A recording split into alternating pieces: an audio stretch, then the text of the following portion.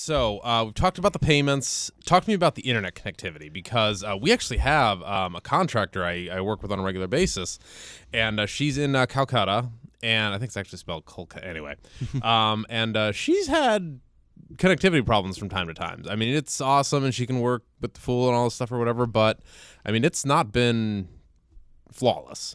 Yeah, as you might imagine, like it's somewhere that internet access broadband is still developing in a lot of ways, and I know that this is something like you might be a little bit more familiar with. I don't know, can you speak to it at all? Yeah, so fortunately the UN Broadband Commission, part of the United Nations, I did not know until today that such a thing existed, but anyway, last year released a State of Broadband report, and basically just ranked the world in terms of connectivity for broadband connections. It's something we enjoy here at HQ.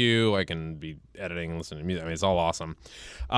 Basically, the bottom line of the report said that 57% of the world's people remain offline. That's disappointing. And unable to take advantage of the enormous economic and social benefits the internet can offer.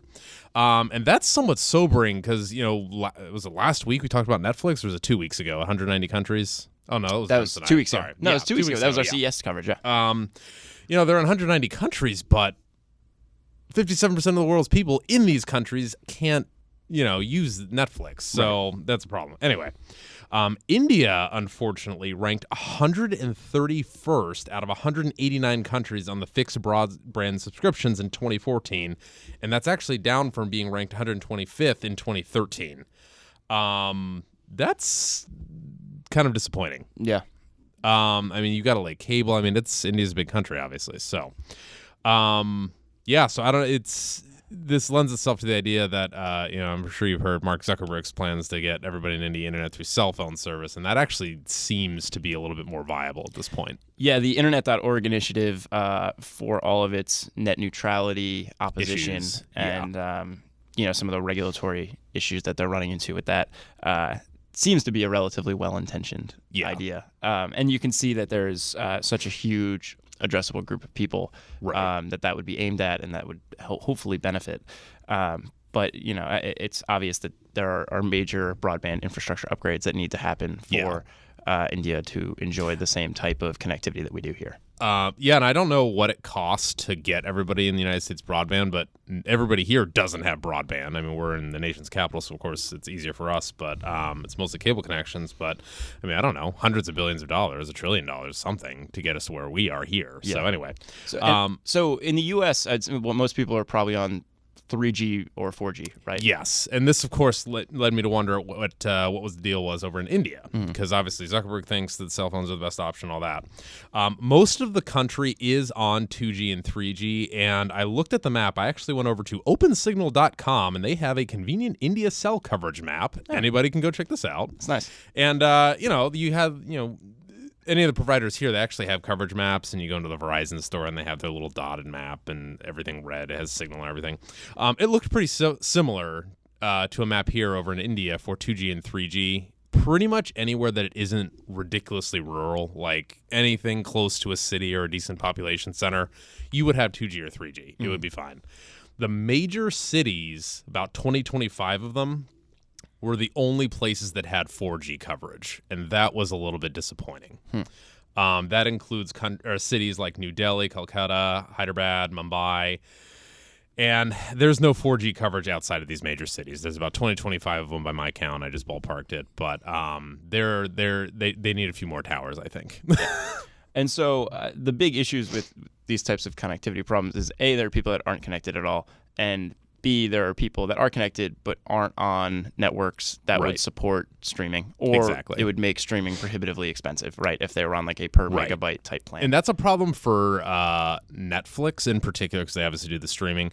Not as much a problem for Facebook, because, I mean, we're used to video ads and everything, but really Facebook is just, reading and looking at people's photos and stuff, so not as bad as Netflix. Yeah.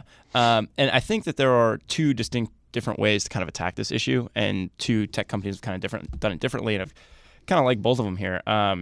So it's kind of similar to what you were saying with Facebook.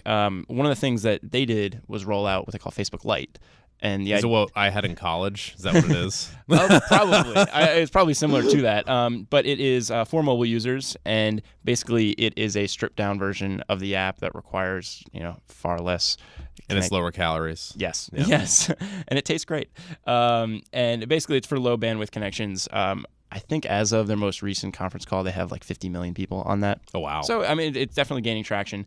And it's a nice way to get your platform out there without being so expensive and having it be so onerous for people to try to access it. Right.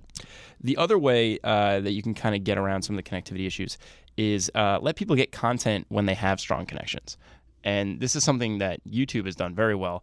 YouTube is extremely popular in India just since I think maybe 2007 or so. It's been there. Is it the same business model there? Like it's just ad based and then cool. Okay. Yeah, and so Google introduced offline video playback in India, and among several other markets. I think the Philippines, maybe Indonesia too.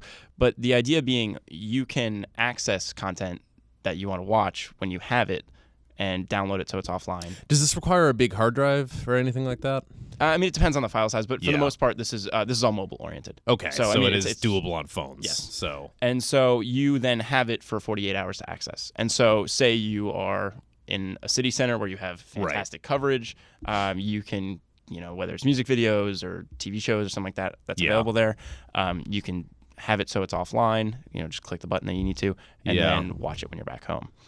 So that's one way that they've been able to.